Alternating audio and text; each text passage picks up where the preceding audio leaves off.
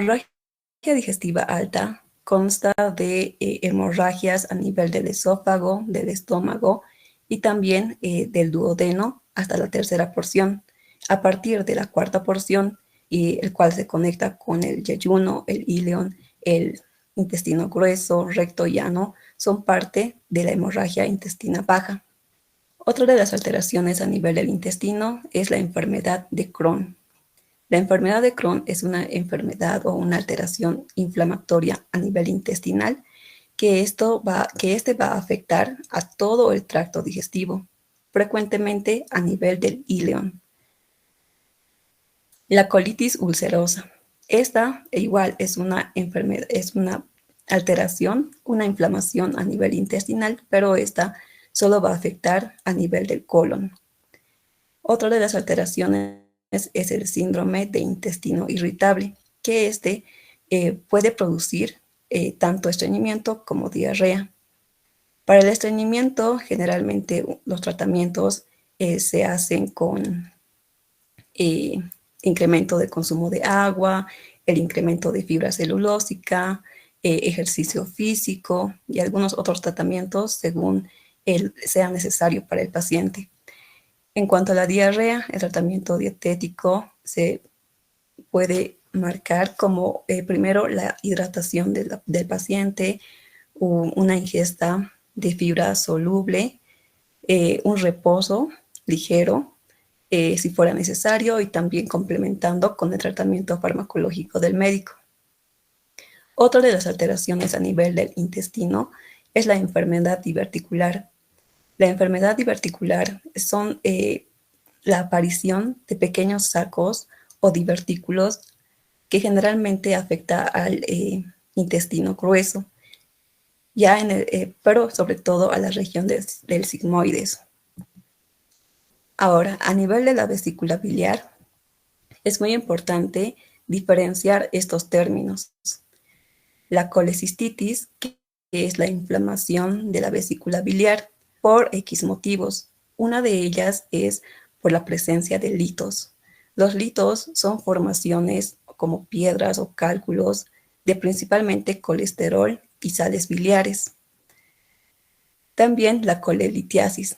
A ellos podemos llamar como colelitiasis. ¿Por qué? Porque la colelitiasis se refiere a la inflamación de la vesícula biliar por presencia netamente de litos.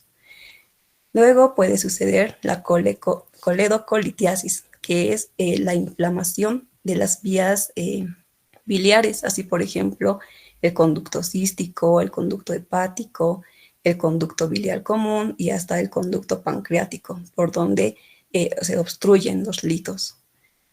Esto a la larga puede producir lo que es la colestasis. La colestasis se refiere a la disminución o al bloqueo total del flujo de la bilis. ¿Por qué? Porque se está obstruyendo el paso de ese conducto por los litos. También puede ocurrir la colangitis, que es la infección, es algo más crónico, es la infección de las vías biliares. Para el diagnóstico de, por ejemplo, la coledocolitiasis, que es la infección, la inflamación de las vías biliares, perdón.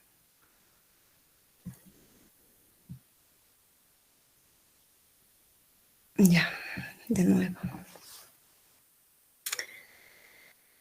Estábamos en el diagnóstico de la coledocolitiasis, por ejemplo, en un riesgo bajo de la coledocolitiasis, el diagnóstico se puede realizar mediante la CRM, que significa colangio de resonancia magnética, y para ya un riesgo alto de la coledocolitiasis es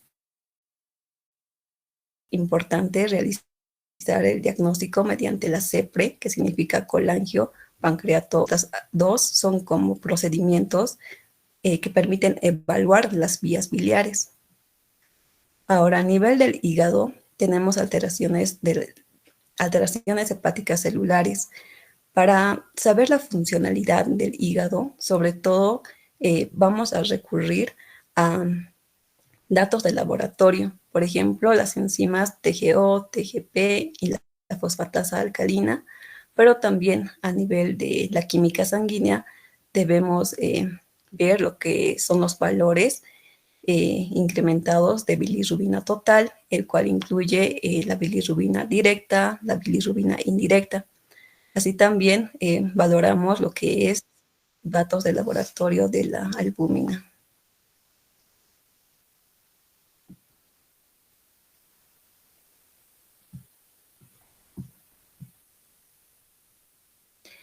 Ya a nivel del hígado también tenemos la cirrosis hepática. La cirrosis hepática tiene como presencia la fibrosis. ¿Qué es la fibrosis? Es como cicatrizaciones de las células hepáticas, el cual puede dañar, puede pasar a cirrosis, que es un problema más crónico, y a ello lo denominamos como un daño hepático crónico. A nivel del hígado también encontramos la hepatitis viral. La hepatitis viral generalmente por diferentes tipos de virus. La hepatitis lo podemos clasificar en el tipo A, tipo B, tipo C, tipo D, tipo E, e incluso había encontrado hasta el tipo G. Entre las más importantes, la de tipo A y la de tipo B. La de tipo A generalmente es el contagio es por la mala higiene de manos, ya que una persona contagiada enferma con la hepatitis A, si no se lava las manos, por ejemplo, al preparar los alimentos, y eh, puede contagiar a otras personas. En la hepatitis B, el contagio es generalmente por transfusión sanguínea o por otros fluidos del organismo. La hepatitis B es una de las causas también para que pueda producirse fibrosis en el hígado y por lo tanto a la larga va a producir un daño hepático crónico. A nivel del páncreas encontramos las alteraciones de pancreatitis aguda y pancreatitis crónica. La pancreatitis aguda o leve no va a tener complicaciones locales o complicación sistémica, es decir, no va a producir más daño en órganos adyacentes al páncreas, o tampoco no va a producir daño a nivel sanguíneo. Eh, la hepatitis leve no va a tener falla orgánica, va a ser como una inflamación leve del páncreas. En la pancreatitis moderadamente severa, sí vamos a encontrar una complicación local y sistémica. También sí vamos a encontrar una falla orgánica, que esta falla orgánica a nivel del páncreas va a ser de tipo transitorio. ¿Por qué? Porque va a durar menos de 48 horas. En la pancreatitis severa sí vamos a encontrar una complicación local y sí vamos a encontrar una falla orgánica. Pero lo que va a diferenciar del anterior va a ser que esta falla orgánica va a ser permanente, va a ser un daño crónico del páncreas, el cual va a durar más o mayor a 48 horas. La pancreatitis crónica, por ejemplo, cuando el páncreas deja de funcionar, también va a repercutir en la disfunción tanto exócrina como endocrina.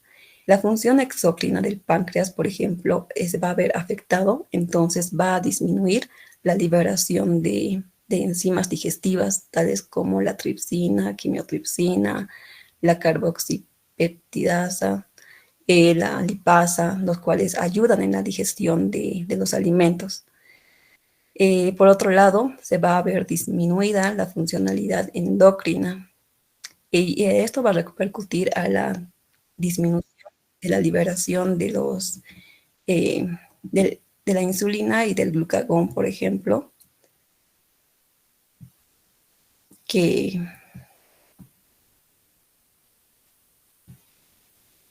ya. Estábamos en la disminución de la liberación de las enzimas, perdón, de la insulina y del glucagón, que posteriormente puede ser una de las causas para el desarrollo de la diabetes. Ingresando al cuestionario, Vamos a repasar algunas preguntas y respuestas de su cuestionario, no todas, porque sí tienen que ver los videos. En el video 1 vamos a repasar sobre el esófago, generalidades, parte 1. ¿Qué es un divertículo?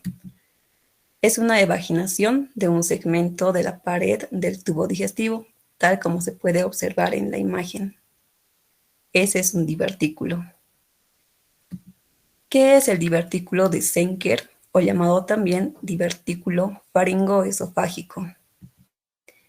Es la evaginación de la mucosa de la faringe que se ubica en la parte superior del músculo cricofaríngeo, es decir, por encima del esfínter esofágico superior. ¿Cuál es la clínica del divertículo de Zenker? Si son pequeños, estos divertículos van a ser asintomáticos, pero si estos divertículos son grandes, van a producir disfagia, que es la dificultad para deglutir. Esta disfagia puede ir acompañada o no de halitosis y regurgitación.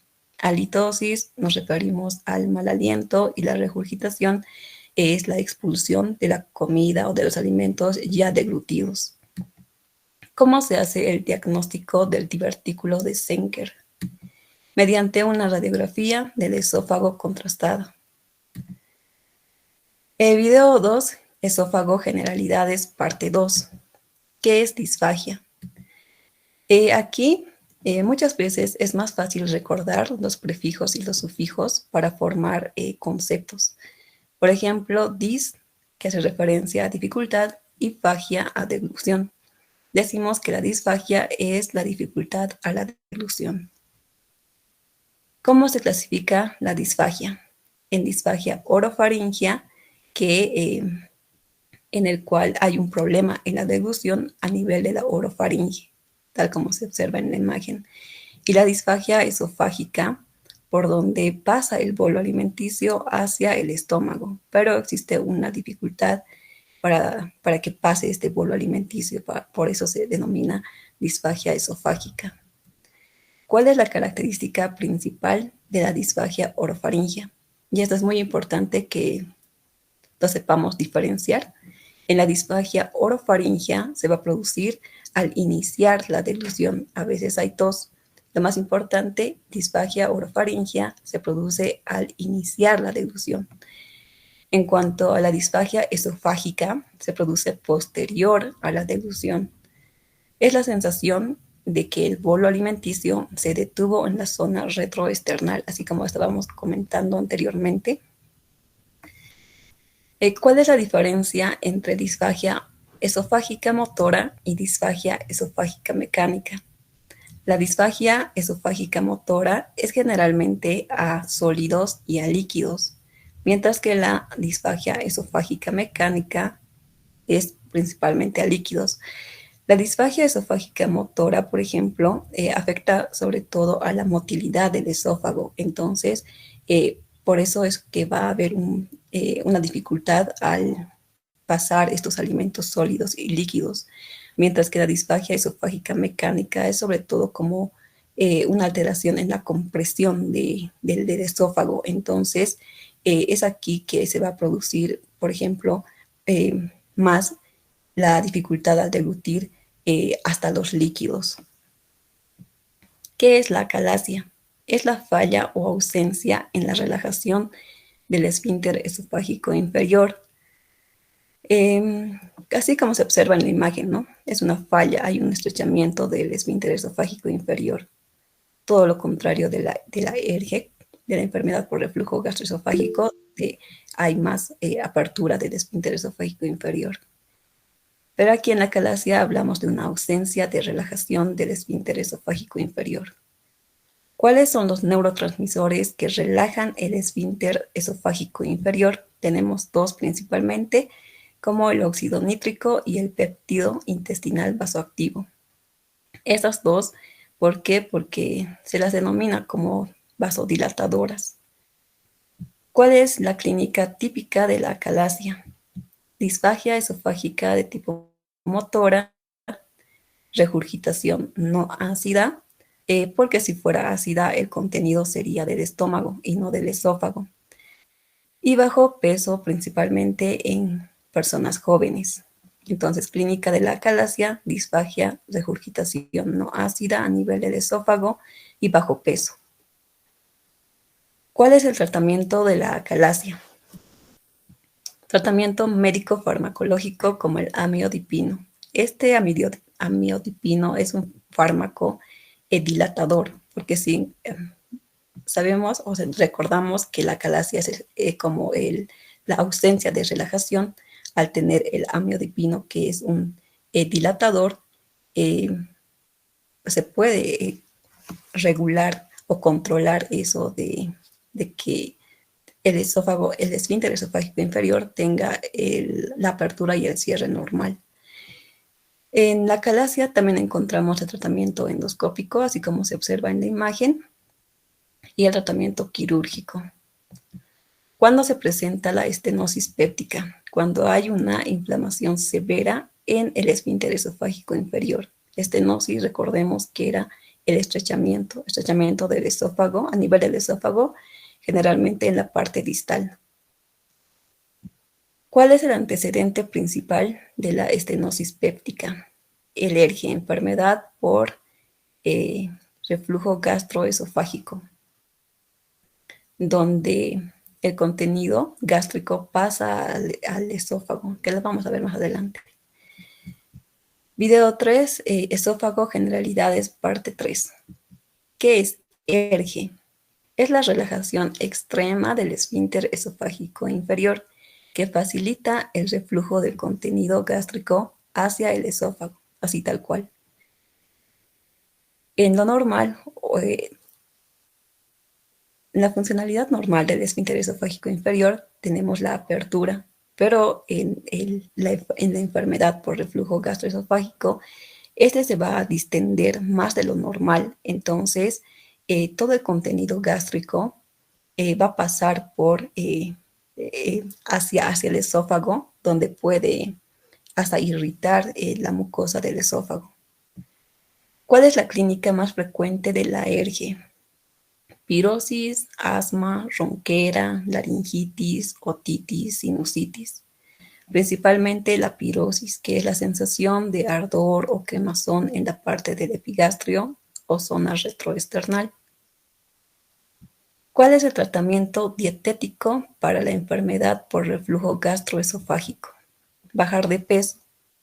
Muchas veces la presión abdominal es como que forzosamente realiza la apertura del esfínter esofágico inferior y por ende el contenido gástrico pasa hacia el esófago.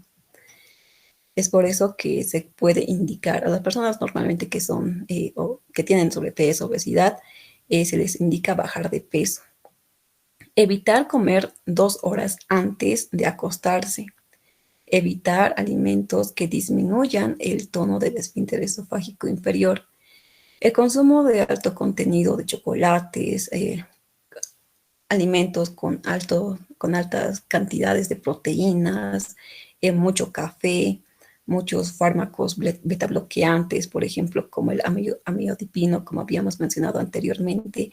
Si exageramos en estos contenidos, vamos a provocar el reflujo gastroesofágico, una relajación extrema del esfínter esofágico inferior.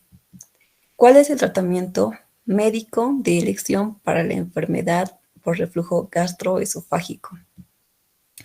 Principalmente los inhibidores de la bomba de protones, por ejemplo, el omeprazol, lansoprazol, pantoprazol, rabeprazol, esomeprazol, los procinéticos como la metoclopramida e incluso una cirugía como la funduplicatura de tipo Nissen total. Principalmente para inhibir lo que es la acidez, el tratamiento médico de elección es darle estos tipos de fármacos al paciente. Ahora, la cirugía, cuando la paciente o el paciente no responde adecuadamente a estos tratamientos farmacológicos, es necesario realizar una cirugía y en este caso para la ERG tenemos la funduplicatura de tipo Nissen.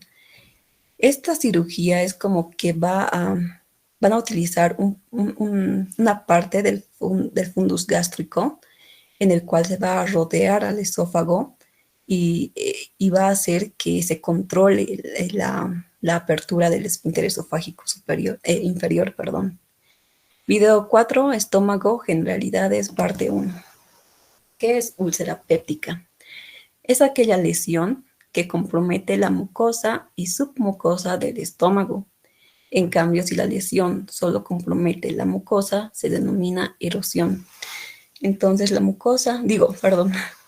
la úlcera péptica, vamos a llamar lesión a cuando esta úlcera va a, eh, va a ser, va a afectar la mucosa y la submucosa del estómago. Y le llamamos erosión simplemente porque va a ser tipo eh, una leve ulceración a nivel de la mucosa, ya que estas úlceras primero van a empezar por una erosión, es decir, por una lesión leve y ya llegando a la lesión submucosa se va a denominar como úlcera péptica como tal. ¿Cuál es la causa más frecuente de la hemorragia digestiva alta? La úlcera duodenal. Mm, Disculpe, Oxy. Eh, sí, Oxy, ¿está cambiando su PPT? Es que a mí sí me aparece en el 4, en la diapositiva 4. No sí sé si estoy puede. pasando. Sí, Auxi se ha paralizado en la 4. Sí, Oxy, pensé que era mi internet. En la diapositiva 4. Ah, no, video 4 dicen, ¿no? No, si era la diapositiva 4, Sí, Auxi. era la diapo Ahí 4. estaba, se ha paralizado y ya no, es bueno, estaba explicando, pero no estaba en esa diapositiva. ¿Y por qué no me dicen antes? Porque estoy en la 28.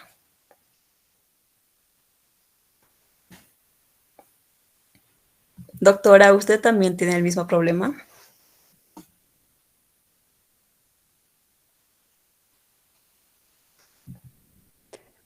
Pero creo que ya se ha actualizado. Ahora sí se puede ver. Bueno, ahora está en el video 4. Ahora sí. Sí, está bien. Ahora Estoy pasando de la diapositiva 4, video 1. ¿Están viendo lo mismo que yo? Video la 2. carátula vemos. En la Sí, la carátula. carátula está. Um,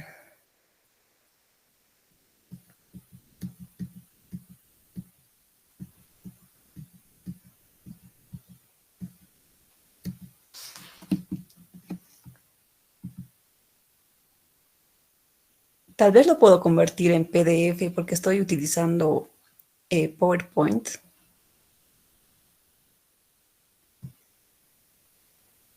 A ver.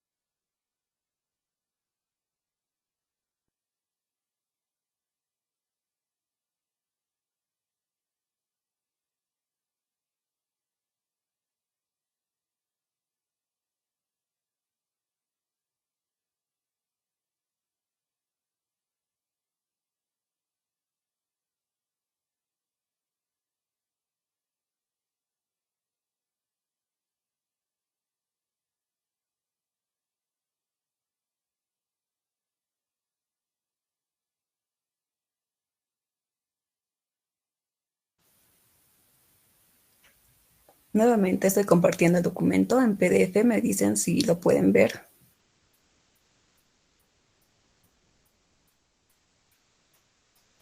Sí, se ve. ¿Quieren iniciar de nuevo?